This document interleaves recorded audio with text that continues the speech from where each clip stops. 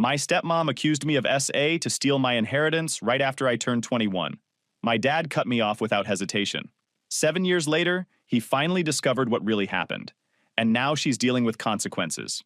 She thought she'd outsmarted. Hey, Reddit. My stepmom tried to destroy me to steal what my dad planned to leave me. He believed her, cut me off, and I rebuilt my life from scratch. 7 years later, the truth finally came out, and the fallout is wild. Before we get to that, let me start from the beginning. I'm Jake, I'm 28 now, and this started when I was 12. My parents divorced when I was 9. Clean split, no screaming matches, just two people who figured out marriage wasn't working. They handled custody like adults. I stayed with mom during the week for school, spent weekends with dad. Both made it clear the divorce wasn't about me, even if it still sucked watching your family split. Dad met Claire 2 years later. I was 11 when he introduced us at some overpriced Italian place downtown. She seemed fine at first, asked about school, remembered I played basketball, smiled when appropriate. Dad looked happier than I'd seen him since the divorce, so I figured this was good. Claire had twin daughters, Vanessa and Victoria, who were 14. Their dad had vanished before they were born, so Claire raised them solo. The result was 2 teenagers who'd throw public meltdowns if they didn't get exactly what they wanted. I'm talking full-volume crying in restaurants, screaming in stores, the works. I'd just sit there watching them embarrass themselves while Claire scrambled to fix it. After a year of dating, Dad married her. I was 12. Mom even showed up to the wedding, kept things civil. For about 3 months, I actually thought having more family around might be okay. Then things changed. One Saturday, after Dad left early for a weekend shift, she cornered me in the kitchen. I was pouring cereal when she cleared her throat. I looked up and her expression had changed. "We need to get something straight," she said. "I don't like you. Never have. But your dad can't know that. So we're going to pretend when he's around. When he's not here, stay out of my sight. Seeing your face reminds me of your mother, and I hate that woman." I was 12 years old. I'd thought we were building something. The twins overheard from the next room, started giggling. Victoria came in later and said Dad loved them more now, that I should just stay at Mom's permanently since nobody wanted me here. I went home that Sunday and told Mom everything. She went nuclear, called Dad immediately, tore into him for 10 straight minutes. Dad had an excuse for everything. Maybe I misunderstood. Maybe Claire was joking. Maybe I misheard. He didn't need proof. Next weekend, Claire waited until Dad left for the hardware store. Got right in my face. "You tell your mother anything again, and I'll divorce your dad and take everything he has. You want to see him living on the streets? Keep your mouth shut or I'll make it happen." I was a scared 12-year-old kid. I believed her. So I shut up. That's when the abuse started. Claire had a system. She'd comment on my height, my weight, my clothes. Tell me I was ugly, awkward, that I'd never amount to anything. Call me stupid when I got a B instead of an A. The twins would join in, call me names whenever Dad wasn't around. But the second Dad walked in, Claire transformed. All smiles. Asking about my day. Acting like the perfect stepmom. Here's where it got brutal. Claire would use Dad's credit card to pay for meals, but I wasn't allowed to eat real food. Just soup or dessert while everyone else got full meals. I'd sit there watching them demolish steaks and pasta while my stomach growled. Then she'd send me to bed hungry. 8:30 at night, empty stomach, crying into my pillow so nobody would hear. This became routine. I started making excuses to avoid going to Dad's. Stomach aches, headaches, school projects, anything to stay at Mom's. Dad would call sounding hurt, asking why I didn't want to see him. Mom kept pushing me to tell her what was wrong, but Claire's threat stuck. I stayed quiet. Claire knew exactly what she was doing. The twins learned from watching her. They'd accidentally ruin my homework, hide my basketball shoes before games, delete saved games on my PlayStation. Claire also weaponized privacy invasion. Would barge into my room without knocking, sometimes while I was changing. Would go through my backpack, read my journals, check my phone. I caught her in Dad's office once, going through file cabinets where he kept old tax documents and paperwork. When I asked what she was doing, she said she was organizing and told me to mind my own business. Dad backed her up, said she was just being a concerned parent. By 13, I developed constant anxiety about weekends. The only thing that kept me going was basketball, and knowing I'd be back at Mom's eventually. When I turned 14, my dad announced a 2-week family trip to Greece. I tried to get out of it, but my mom said I shouldn't let Claire ruin travel for me. So I went. Big mistake. By then, Claire had perfected her new tactic. Insults disguised as jokes whenever my dad was around. At dinner, she'd say things like, Jake should really consider growing a few more inches if he wants that basketball scholarship, then laugh like she was being playful. I was already 5 to 10 at 14, but that didn't matter. She'd follow with, maybe focus more on grades than sports if you want to be something in life. Even though the twins were pulling C's and I was sitting on a 3.8 GPA, Vanessa and Victoria followed her lead. They'd call me meathead every time Dad stepped away. He heard it, pretended he didn't, and if I said something hurt, he'd tell me to lighten up. Claire would smile and say I just lacked a sense of humor. This went on the entire vacation. One afternoon at the hotel pool, things finally boiled over. I'd spent the morning wandering around the island alone, came back to cool off, and jumped into the pool. Claire and the twins were already camped out on the far side. 10 minutes later, they drifted toward me. Slow, casual, like they were just swimming. Then positioned themselves close enough for everyone to hear. Victoria started it. Jake, you know what would really help with that? She gestured vaguely at my chest. Cardio. Actual running, not just lifting. Builds lean muscle instead of bulk. I ignored her and swam away, but Vanessa followed. Some guys just have slow metabolisms, she said loudly. They stay pudgy no matter what they do. Genetics, probably.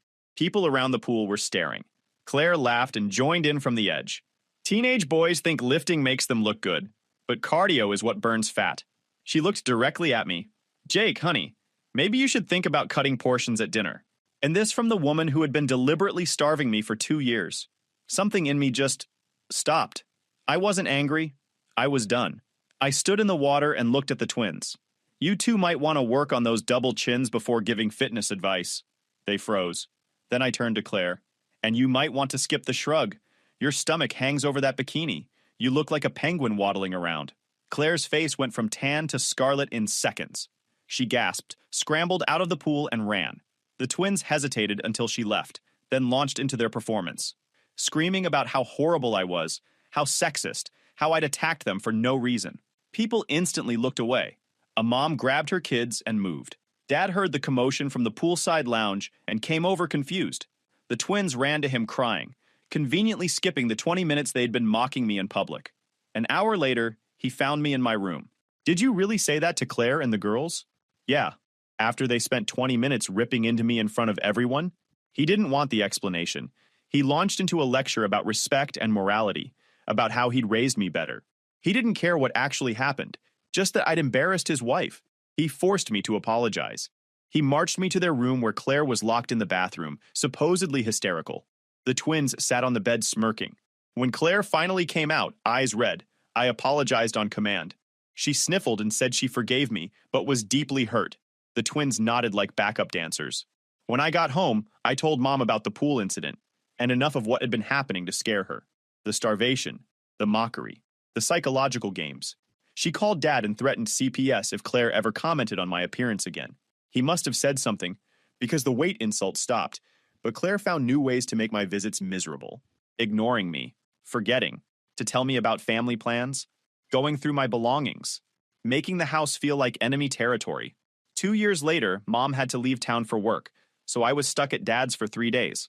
On my last night, Claire complained to Dad about having to cook for an extra person, so I offered to make dinner. Mom had taught me young, said a kid should know how to take care of himself. Claire's eyes lit up. I've been meaning to have friends over. Would you mind cooking for them too? I should have seen the trap, but I was 16, still trying to prove I wasn't the problem. I agreed. She invited 4 friends. I cooked for 9 people. Grilled chicken, roasted vegetables, garlic bread, Caesar salad, spent 3 hours prepping, and it went well. Her friends loved it. Dad was proud. Even the twins couldn't find anything to complain about. After dinner, Dad said he'd clean up.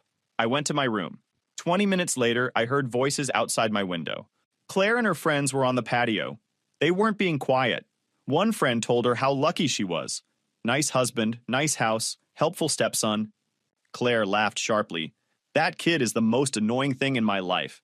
Can't stand seeing his face. Counting down until he turns 18, and I never have to deal with him again. Her friend tried to redirect. Said dinner was good. I was hoping he'd screw it up, Claire said. Burn something. Undercook the chicken. I wanted him to fail so I'd have something to complain about to Rick. She'd been rooting for me to fail the entire time. Sitting there, listening to her, something finally clicked. Nothing I did would ever change her. She'd decided who I was years before, and she was committed to hating me. That night, at 16, I stopped trying. College was my escape route. Got accepted to a state university 8 hours away, far enough that weekend visits weren't expected. First year, I went back maybe once. Dad would call sounding hurt, try to guilt me about family being important, never connected the dots about why I was staying away. Second year, I tried visiting during spring break. Thought maybe distance had improved things. Nope. It was the same game as always, just dressed up differently. She'd plan family outings on days I was there but wouldn't tell me. I'd wake up to an empty house, then get a text from Dad asking why I didn't come to breakfast or the museum or wherever.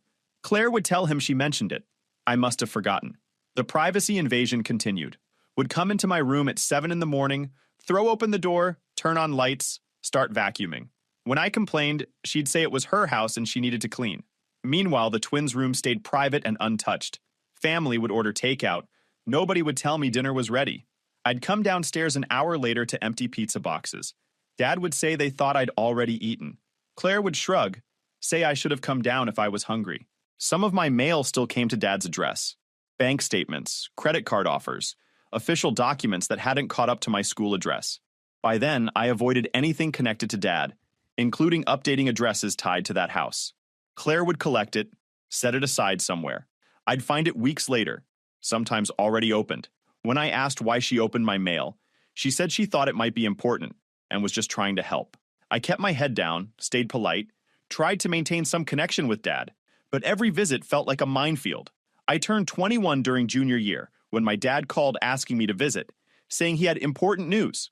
I hadn't been home in almost a year, but my mom urged me to go. She thought it might be about his health.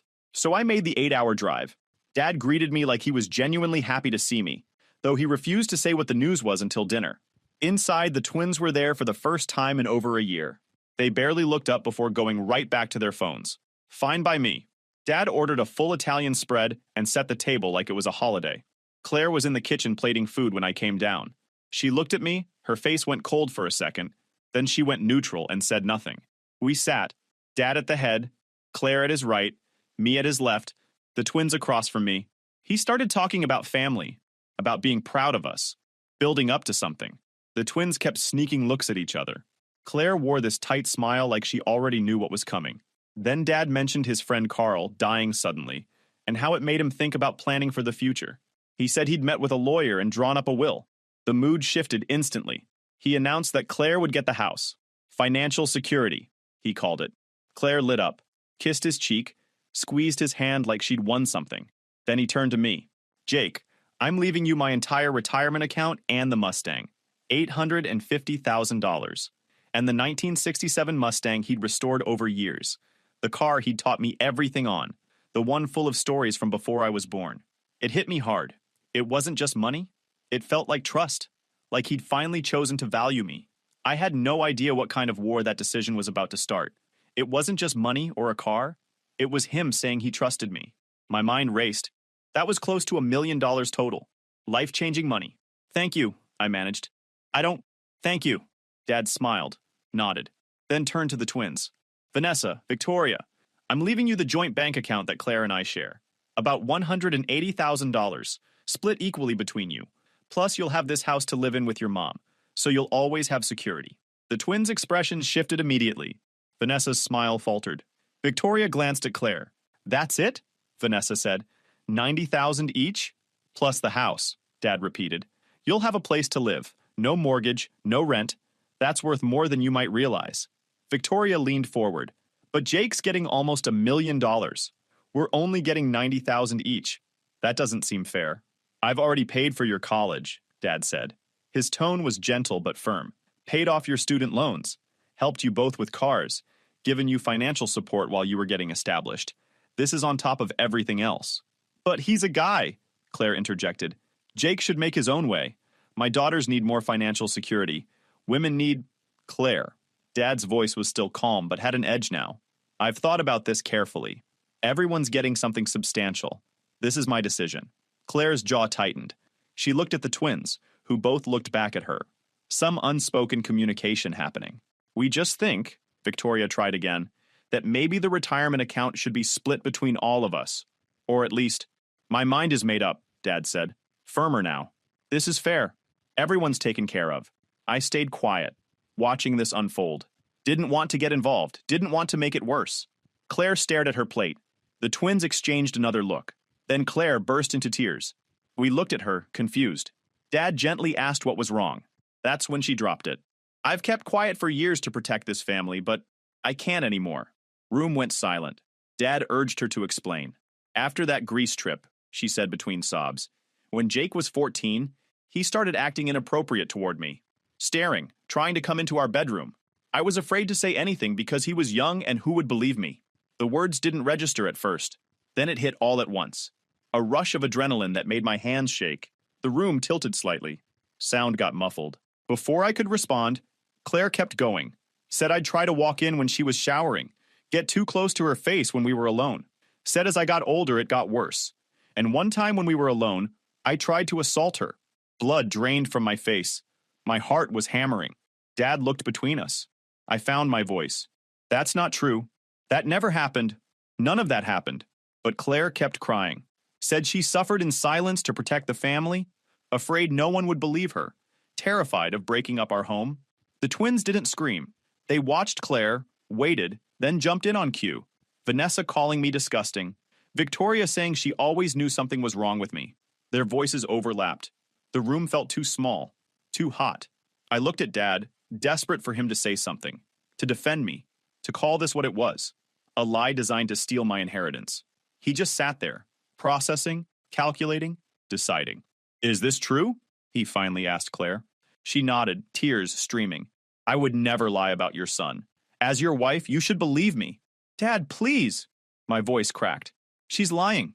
She's making this up because she doesn't want me to have Jake. Dad held up his hand. You need to leave until we figure this out.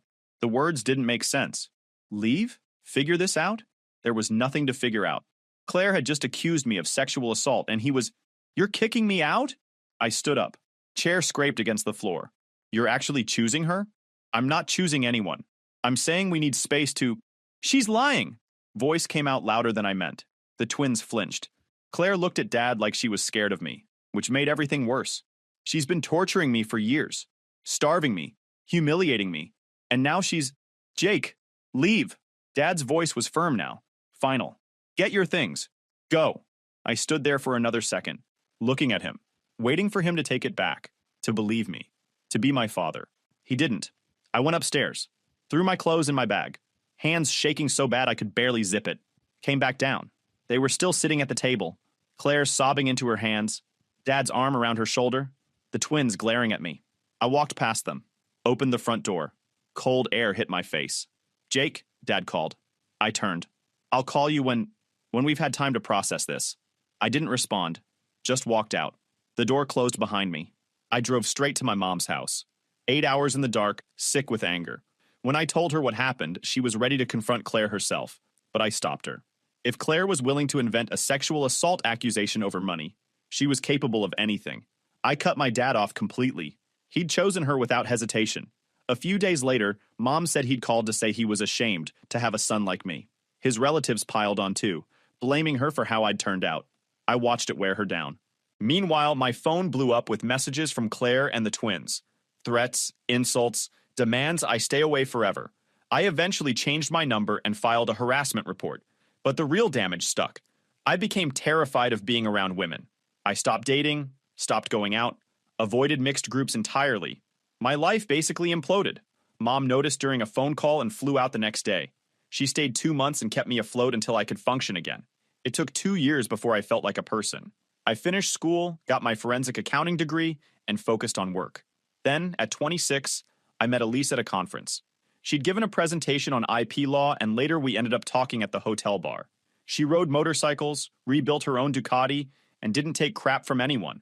We exchanged numbers, started talking regularly, grabbed dinner when we were in the same city, eventually admitted we liked each other. I didn't tell her about Claire for 6 months. Finally, just blurted it out one night. My stepmom accused me of sexual assault when I was 21 to steal my inheritance. My dad believed her and cut me off. It was all lies. Elise didn't flinch. Did you do it? No. Then she's a piece of work and your dad's a coward. Want to tell me the whole story? I did. Told her everything. She listened without interrupting. Didn't try to fix anything. Just let me talk. When I finished, she said, None of that is your fault. That validation meant everything. We moved in together a year later. Mom met her. Loved her immediately. I was 28 when Dad called. 7 years since that dinner. 7 years of silence. Hadn't heard his voice in all that time. He sounded older, worn down. First thing he said was how much he missed me. I asked how he got my new number. He dodged, asked if I was okay. Don't call me again. I have nothing to say to you. That's when he broke down crying. Started begging forgiveness, saying how terrible he was. My curiosity won. I stayed on the line. Dad explained Claire had been cheating on him with his business partner for 3 years. When he confronted her with proof, she didn't bother denying it. Said she was tired of being married to a pathetic man like him, that she'd only married him for money and hated every minute. When Dad pushed for more truth, Claire admitted she'd made up the assault allegations. Said she hated me and wanted all his wealth for herself and her daughters. That they deserved it, not me. Dad had a prenup with an infidelity clause. And once the affair became public, Claire's lawyers pushed for a quiet settlement instead of a court fight that would expose everything. She got nothing. He said he'd waited to finalize the divorce before contacting me. Wanted to apologize, rebuild our relationship. When he said rebuild our relationship, I laughed. You're not my father. After how fast you abandoned me, I want nothing to do with you. I hung up. Dad didn't get the message. Since that call, I've been bombarded with calls and texts from him and his family, relatives I haven't spoken to in 7 years, suddenly concerned, all saying the same thing. Dad's suffered enough, family forgives, I'm being cruel. The audacity was incredible. Same people who believed Claire without question, who gave Mom hell, who never once checked if maybe I was telling the truth, now they wanted to lecture me about family. I blocked Dad's number, blocked family members, but they were persistent. Different numbers, social media, whatever they could think of. I booked tickets for Mom and Elise to visit.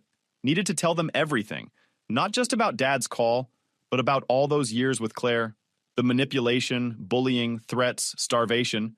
I'd never told anyone the full story. When they arrived, we sat down and I laid it all out. Started from that morning when I was 12, and Claire told me she hated me. The threats about divorcing Dad. The comments. The meals where I wasn't allowed to eat. The nights I went to bed hungry. By the time I finished, all 3 of us were crying. Mom hugged me, kept saying I should have told her sooner. Elise said no child should have gone through that it was valid if I never spoke to Dad again. Mom agreed. The only reason he's reaching out now is because he's lonely. When you needed him most, he chose his wife. That tells you everything. She was right. If Dad really loved me, he never would have believed I was capable of assault. But he didn't hesitate. Just took Claire's word and cut me out. Talking about it made me feel lighter. That's when Elise's phone rang. She stepped away to answer, came back looking serious. Jake, you need to hear this. That was my assistant. She ran a background check on Claire like I asked. Standard due diligence for the harassment case we're building. Found something weird in a trace report. Your name tied to Dad's address in a collections file. She told me to have you pull your credit report immediately. She pulled up her laptop, opened the credit report I'd just downloaded. There was a credit card in my name I'd never opened. $23,000 charged over 2 years, then sent to collections 4 years ago. The address on file? Dad's house? The phone number? 1 digit off from Claire's cell. My stomach dropped. There's more, Elise said, scrolling. A personal loan for $38,000. Different lender, same pattern. Applied for 6 years ago using your information, Dad's address, linked to an email that's definitely not yours. The email is j-r-thompson-80-7 @Outlook, when you've never used Outlook in your life. I stared at the screen. Thompson was Claire's maiden name. The 87 was my birth year. She had access to everything, I said slowly. My social security card was in a file at Dad's house. Old documents from when I was a minor. There were copies of my driver's license in his safe. Mail came there on weekends when I visited. Elise kept scrolling. There's more. A utility account. Electric service for an apartment complex across town. Set up 5 years ago. The apartment number matches the one Victoria was renting back then, according to these property records. But the credit check to establish service? Run using your name and social. 3 separate incidents. 3 different years. This wasn't a one-time mistake. This was systematic. Mom looked furious. This isn't just family drama anymore. This is criminal fraud, identity theft. Elise pulled up more records. The credit card charges are interesting. Luxury retailers mostly. Cash advances from ATMs near Dad's house. This was funding her lifestyle. Can we prove she did it? I asked. The email address with her maiden name helps. The phone number being one digit off from hers helps. The address being your dad's house helps. But we need more. Elise made some notes. I'm calling my guy who does forensic digital investigation. If she applied for these online, there might be IP address logs, device fingerprints, other digital breadcrumbs. How long will that take? Couple weeks for the initial report. But Jake, she looked at me seriously. This changes everything. The false accusation kept you isolated so you wouldn't check your credit, wouldn't discover what she'd done. She needed you cut off from your dad forever. This wasn't just about inheritance, it was about covering up fraud. The pieces clicked together. Claire hadn't just destroyed my relationship with Dad out of greed for his money. She'd been actively stealing my identity for years, and the accusation was insurance that I'd never come back around to discover it. What do we do? I asked. Elise made some notes. We build a case, make it airtight. The next 3 months moved fast. Elise found us a lawyer, Patterson, a no-nonsense identity theft specialist in his late 50s. He immediately filed fraud reports with the credit bureaus and police reports for each fake account Claire had opened in my name. He sent cease and desist letters to Claire and the twins. Claire panicked the moment she realized we weren't bluffing. She started sending threats from different numbers, each one feeding Patterson's growing file. The forensic investigation came back loaded. The credit card application had been submitted from my dad's home IP address. The handwriting on the loan was an obvious match to Claire's. Strong indicators of authorship, according to the examiner. The utility account for Victoria's old apartment had been set up with Claire's own cell phone number. Patterson called it a gift-wrapped case. He filed for a protective order. The judge took one look at the evidence, saw the threatening texts, and granted it immediately. The order covered Claire only. Vanessa had already reached out privately, asking for a safe, documented way to talk. Claire violated the order 6 days later. Patterson filed for contempt. Before the hearing even happened, police had enough to charge her. 3 counts of identity theft, 2 counts of forgery, 1 count of felony credit card fraud. They arrested her at my dad's house. Vanessa later told me Dad just stood there, silent, while they cuffed her. 2 weeks after the arrest, Vanessa showed up at my apartment looking wrecked. Red eyes, smeared makeup, trembling hands. "Mom's losing it," she said.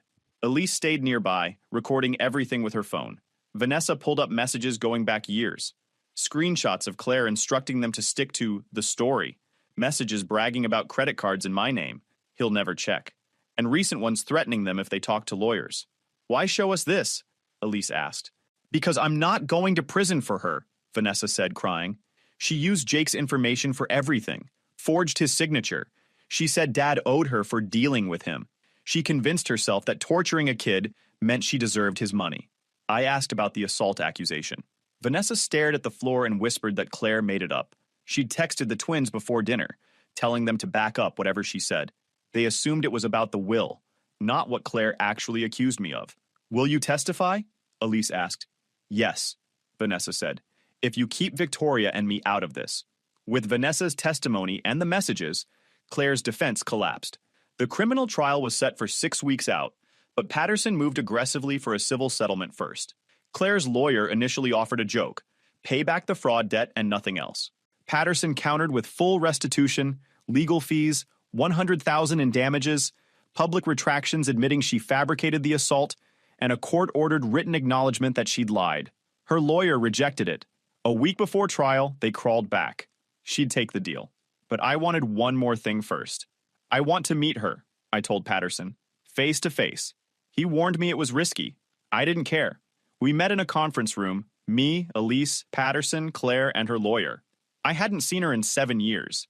She'd aged hard, gray streaks, deep lines, eyes darting everywhere but at me. Her lawyer began reading settlement terms. I cut him off.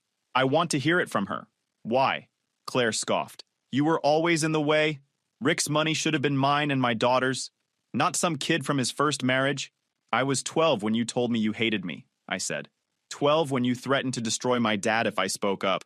You starved me, humiliated me, went through my things, accused me of something disgusting to steal my inheritance. Then you stole my identity. You were fine," she snapped. "You had your mother, and you tried to ruin my life." She glared. "You ruined mine first. Always there, always taking Rick's attention. We deserved that money." In her mind, she was the victim. She always had been. "You're going to sign the settlement," I told her calmly. "You'll pay back everything. You'll pay damages and legal fees. You'll send retractions admitting you lied about the assault. And if you ever violate the protective order again, Patterson will make sure you don't see daylight. You can't. The criminal trial is in 6 weeks. You're looking at 3 felony convictions, 5 to 7 years. If you sign today and do everything we asked, I'll recommend probation instead of prison, but that's the only mercy I'm offering. Her hands shook. Her lawyer whispered to her.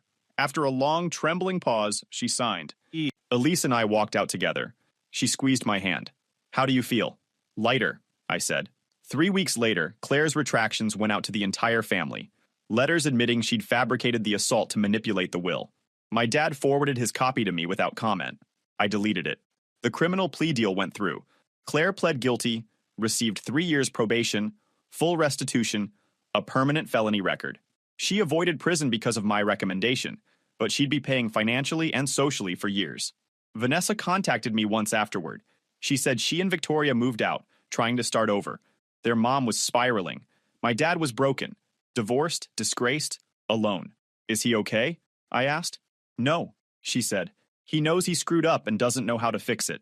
He can't, I said. Vanessa apologized for everything. We should have questioned Mom years ago. You were kids, I told her. Not always, she said quietly. She wasn't wrong, but I didn't have it in me to stay angry. Not at them. That night, Elise and I sat on our balcony. You could have pushed for maximum prison time, she said.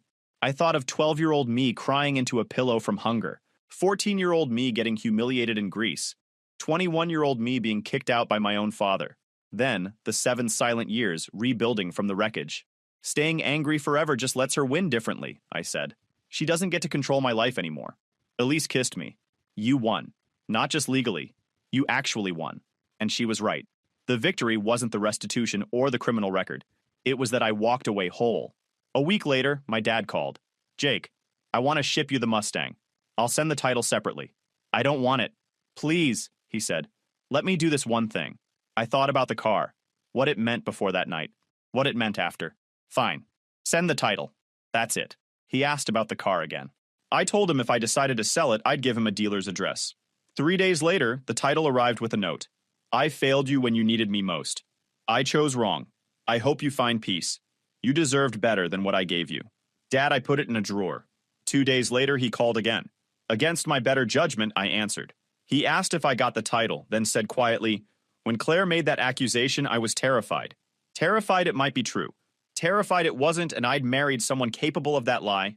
I chose the easier fear. He admitted everything. That he'd known Claire treated me poorly, seen signs, ignored them because facing them meant admitting he'd failed me, admitting he'd chosen the wrong partner. You think that changes anything? I asked. No. I just need you to know it wasn't because I didn't love you. It was because I was weak, and by the time I realized what I'd done, you were gone. I told him the truth. He'd had so many chances. At 12. At 14. Every time I came home quieter and thinner. He'd always chosen comfort over me. That's not weakness, I said. That's a choice. He accepted it. I hung up. Later, Elise found me on the balcony. Does understanding him help? She asked. No, I said. It makes it worse. He wasn't blind. He was cowardly. She rested her head on my shoulder. You keeping the car? No, I'm selling it. Using the money for our down payment. She smiled. Turning his guilt into our future? Something like that. A week later, I gave my dad the dealer's address. He shipped the Mustang directly. I sold it 6 months later for $98,000. Our house down payment. Now, almost a year after that first call, I'm genuinely happy. Elise and I got married last month. My mom walked me down the aisle. I started my own forensic accounting firm. My first big client was a woman whose business partner had been stealing from her for years. I caught everything. It felt good. Claire is out there somewhere living with probation and a felony record, working retail, blaming everyone but herself. Dad is alone in a huge house he can't fill. The twins moved out of state and are trying to rebuild. And me? I built something better from what Claire tried to destroy. That's the real victory. Not the money, not the legal consequences, not the apologies. I survived her. I built a life she will never touch. Some people don't deserve second chances. Some relationships can't be fixed. And that's okay, because you move forward with the people who showed up when it mattered, and you build something worth keeping. If you enjoyed this video, please hit that subscribe button. It really helps the channel and help us bring you more and better stories. Thanks.